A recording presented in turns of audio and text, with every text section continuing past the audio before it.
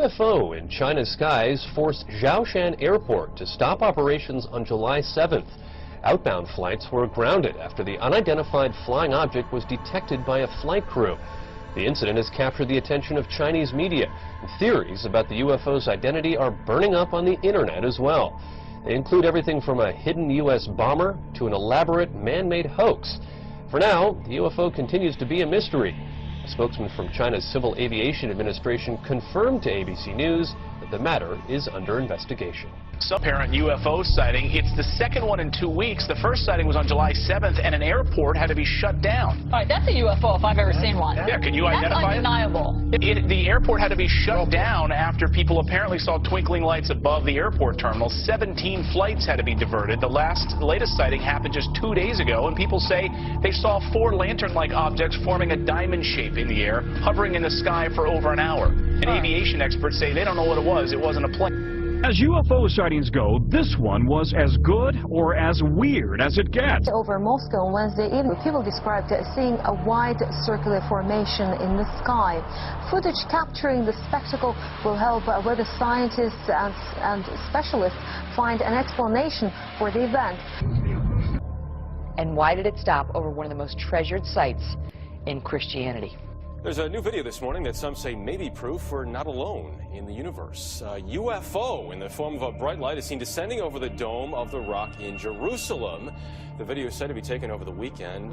Then suddenly the light shoots up into the sky. Here you see it. Another video from a different angle appears to show the light doing the same thing.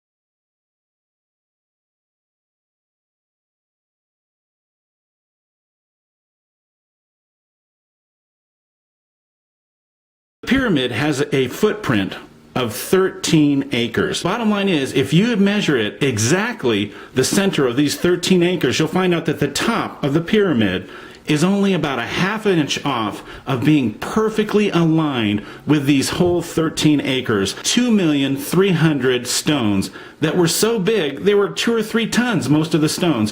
And you can't even fit a credit card in between each one of the stones. They're so tight fitting.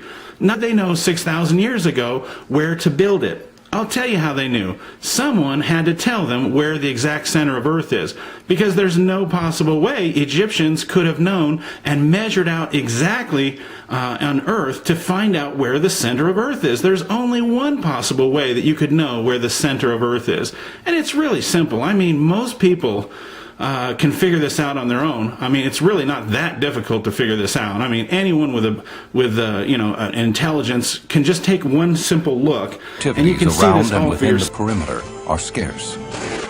Those few who have been inside are sworn to secrecy. But in 1989, one man came forward with an amazing claim that he had worked inside Area 51, retro-engineering an alien spacecraft. It had an absolute classic flying saucer in there, so like something out of a cartoon or a science fiction movie. I am convinced this was an extraterrestrial craft. I verified how the equipment in it worked, and it was a technology that doesn't exist even today. I was exhausted. He tells Knapp that he was hired by the federal government to work on an alien spacecraft at Area 51, and he insists that the authorities will do anything to stop him from revealing what he knows. Lazar tells the reporter he wants to protect himself from reprisals by going public with his amazing story.